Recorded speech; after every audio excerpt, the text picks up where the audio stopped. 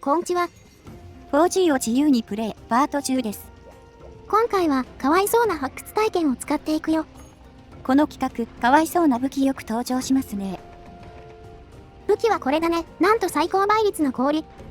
なんだけど、残念ながら白長スだよ。見た目は青発光の41式です。属性と合ってて、非常にかっこいいですね。ちなみにこの武器、全く弱くありません。最高倍率は、白ゲージでも紫ログレギを超えてます。しかも氷がついててスロも2個だからね。全く弱い武器ではないんだ。ただ唯一、見た目上の残念感がすごい。ここまで強いなら、つむらであってくれよ。最後の最後で、切れ味ガチャに負けちゃったんですね。つむらだったら、ガチの神武器だったのですが。ということで普段使いはしてないんだが、せめて、この動画で活躍させて供養したいと思う。そうそう、ちなみにこのデータ、いつもと違います。男キャラになってますよね。我々、4G のキャラは都合4データ持ってるよ。2台の 3DS で2キャラずつって感じ。このキャラが最古のデータだね。MH4 時代からあるものだよ。ただ、プレイ時間に関しては、いつも動画で使ってるワンコの方が多いですね。それに伴って、発掘武器もそちらの方が充実してます。このキャラでは、ゴール級の武器はほぼありません。久々に別キャラ作ったら、いつの間にかそっちがメインになったんだよね。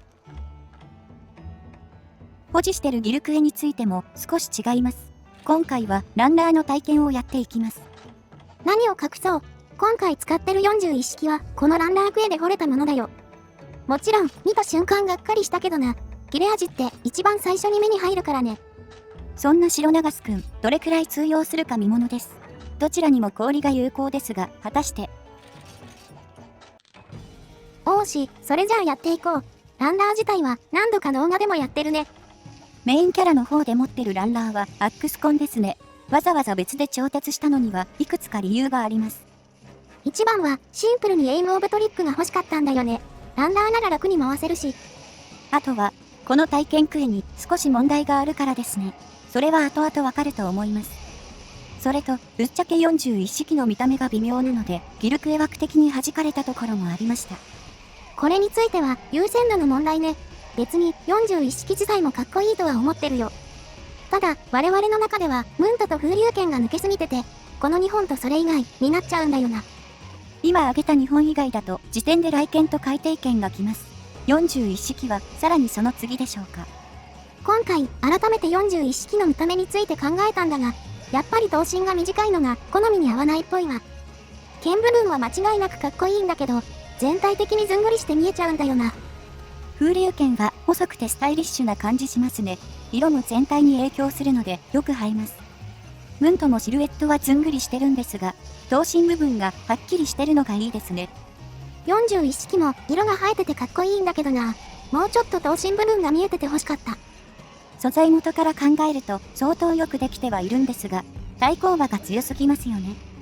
ハプル要素、装飾にはちょっと残ってるけど、それ以外は結構正統派な見た目してるよね。装飾の主張がもう少し弱ければ、見た目性能が上がったかもしれん。とまあ、散々好き勝手言っておりますが、41式好きの方、申し訳ありません。性能と別に見た目にやんや言えるのが発掘武器の良さだと思ってるので、ご了承ください。性能と見た目が連動しないのが面白い要素だよな。単なるコレクションとしても優秀。そして、エンドコンテンツとしても優秀ですね。色も含め、見た目自体が掘るモチベーションになります。どうせゴール武器が出るなら、いい見た目の時に出てほしいと思っちゃいますね。逆に、見た目が最重要な人も多そうだよね。この武器でこの色がいいから担ぐ、みたいな。もはや 4G もソロゲーですからね。効率度外視でも誰にも文句言われませんし。あ、ランポス終わっちゃった。2分20秒ちょっとの命だったね。やっぱり属性もあって普通に強いですね。1728の爆破スムラより早いくらいです。ランポスも地味に氷が第一弱点なんですよね。ほんとギルクエは氷弱点だらけです。体験といえど、属性有無はでかいな。はい、そしてこのクエの問題点がこれです。なんとエリア2が紫です。しかも、エリア3との境界付近に流差ありだよ。せっかくエリア1がツタランポスなのに。ランポスの討伐速度によっては、ここがラージャンの初期位置になっちゃうこともあるよ。エリア3は川で両マップなんですけどね、ここのせいで台無しになっています。4G 発売当初こそ我慢して使っていましたが、徐々に受けなくなっちゃいましたね。野良で募集するのもちょいやりづらかったね。1回で退出されちゃうケースも割とあった。ギルクエのラベヤはこの辺シビアですからね。クエの中身が悪いと周回してもらえないです。人数が減ると待つかそのまま行くか部屋主が判断せねばなりません。他のメンツに聞いてもお任せしますって帰ってくるからね。このさじ加減がまた難しいんだよな。出発した途端に1人入ってくるとかあるあるでしたね。やべ、野良マルチ懐かしくなってきちゃった。思い出しすぎるとやりたくなっちまう。ですね。今は目の前のラーちゃんに集中しましょう。当然ながらこの状態は氷700も意味がありません。対極限戦においてはかなり優位性が落ちます。白でもログレギ以上とはいえ、その差はわずかだからね。さっさと解除したいところだ。今回珍しく石はゴム芯にしています。ちょっと火力重視にしてみました。1から攻略シリーズで手応えあったからね。タイムにつながることを期待しよう。この後スキ間に合うかな。いいですね。間に合いました。隙も石の時間もギリギリでしたね。ここからは属性の追加ダメージも少し期待できます。氷は唯一ラージャンに有効と言えるので。言うても頭以外15しか通らないが、ないよりマシなのは間違いないからね。それに、ため切りなら属性にも補正がかかる。それなりにダメージは出るはずだよ。属性体験も昔に比べれば救われてますね。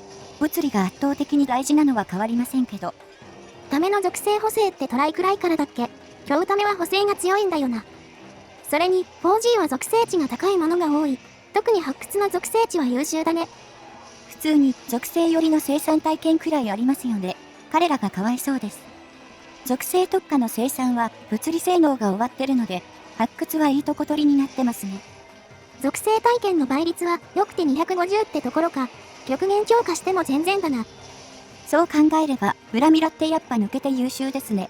倍率格差がエグいです。そのブラミラの属性値は430止まりだからな。これでも十分優秀なんだが。高倍率の属性発掘体験の強さ、比較してみるとよくわかるね。そもそも発掘体験は倍率ボーナスが入りますからね。ボーナスの中では一番強力なものです。ほんと、神に愛されし武器種ですね。同じ攻撃ボーナスのハンマーが鳴いています。発掘のボーナス、属性値もあればよかったのにね。片手にかかってたりしたら面白そう。極限環境で属性自体が不遇な扱いだから、少しくらいはマシになったんじゃないか。モンハンは気を抜くと物理環境によりがちですね。作品によって多少違いますけど。そもそもシステム的に物理ダメージが多くを占めるので、仕方ないことではあるんですが。それに、物理は関連する要素とかスキルも多いからね。属性より手軽に補強しやすい。どうしても、属性はモンスの肉質次第になるよな。物理は肉質ゼロとかないからね。ワールドより前は発動スキルの枠がありましたしね。盛るなら物理優先になりがちでした。まあ、ワールドはワールドで、凄まじい物理環境だがな。枠が増えた分、全部物理に突っ込まれてたよね。ここで最強が来たか。またしばらく、属性ダメージはお預けだ。この装備は弱特挑戦者まで発動しているので、石がなくても2発で点灯が取れますね。実はこのデータは弱特挑戦者入りを組んでなかったので、この動画用に組み直してきました。リアルに10年くらい前のデータだから、古い考え方で装備組まれてるんだよね。一番は、大剣装備に耐震が入ってたことかな。それにモウトウ術すら入ってなかったわ。当時はまだ腕が追いついてなかったんでしょうね。耐震がないと不安だったようです。結構やり込んだつもりだったんですが、今考えると全然煮詰まってませんね。このデータのプレイ時間は550時間だよ。4から引き継いだ分を合わせて1100時間くらいかな。対して、いつも使ってるデータは1060時間。だいたい一緒くらいかな。ただ、プレイの内訳は全然違いますね。このデータはいろいろ寄り道とかしてます。一方、メインキャラはほぼずっとギルクエだけです。発掘装備の充実度が全然違います。多分、8割以上はギルクエに使ってるよね。逆に、通常クエは全然埋まってないが。ここ5年くらいの新しいデータだから、そこで一気にギルクエに順応したのかもな。そう考えると結構 4G プレイしてますよね。もう一つのソフトも合わせると2000時間くらいですか。発売からずっと遊び続けてるわけではないですが、シリーズ作品では最もプレイしてます。他のシリーズは短いと300時間くらい、長くても1作品で700時間くらいかな。これだけ差が出るってことは、やっぱりエンドコンテンツの充実度の違いか。我々何かを集めるだけな要素はそこまではまらないことが多いですね。その点、ギルクエは最強のモンスターを相手するので、強い装備を得るモチベが湧きやすいです。最強装備が最強モンスから出るってのがいいんだよな。この循環に適応したら最後、抜け出せないよ。おっと、語ってたら解除が来ました。最極程度なら、ご不審で問題なしです。あ、そのまま移動しちゃった。多分怒り以降もキャンセルしてるな。このクエ、ラーの移動範囲は2つだけだよ。必然的に紫エリア確定だ。ここからが本番ですね。地形に負けず頑張りましょう。さて、やってきたぞ。竜差見ると星差出ちゃうから、早くまたごう。なんすかその 4G 特有の病気。なるべく離して戦うしかありませんね。幸いとは言えないかもしれませんが、ここはまだ広場があってマシな方です。ここって村のモノア種が出てきた地形かな。突進を踏まえた温情措置なんだろうか。温情だったらまず初期紫に置かないと思いますが、まあ背に腹は変えられませんね。紫って小型も鬱陶しいのが多いんですよね。リノプロスとかアプケロスとか。こいつら妙に好戦的なんだよな。ラージャンがいる時くらい別エリアに逃げてろよ。早速リノ君が突進してくれています。ダメ中に突っ込まれたらことですね。なるべく突進タイミングを予測してはいるが、ラー側はお構いなしだからな。リノに完全に意識を傾けることはできませんね。いて。おい、フラグ回収早すぎるって。すんごいじっくりと軸合わせしてましたね。毎度毎度やってくれます。邪魔してくれた小型は最優先で排除することにしてます。ノーノーと生かしておく気はありません。向きになってたまに被弾に繋がったりするが、腹の虫が収まってくれないんだよね。というより、リノプロスは見つけ次第排除でいいよ。さっきのはスタンしてたから油断したわ。壁に頭打ってたやつですよね。ちょっとドジっこぶってるのがまた腹立ちます。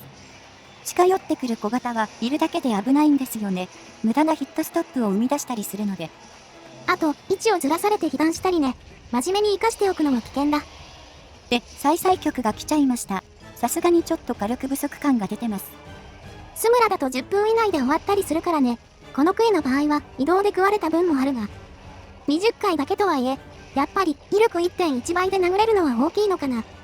時も含めれば40回分はありますからね。体験の場合は一発が重いですし。氷属性があったとしても、切れ味の差は覆せないようです。こりゃ、無属性でもスムラの方が強そうだな。ちょっと残念な結果だ。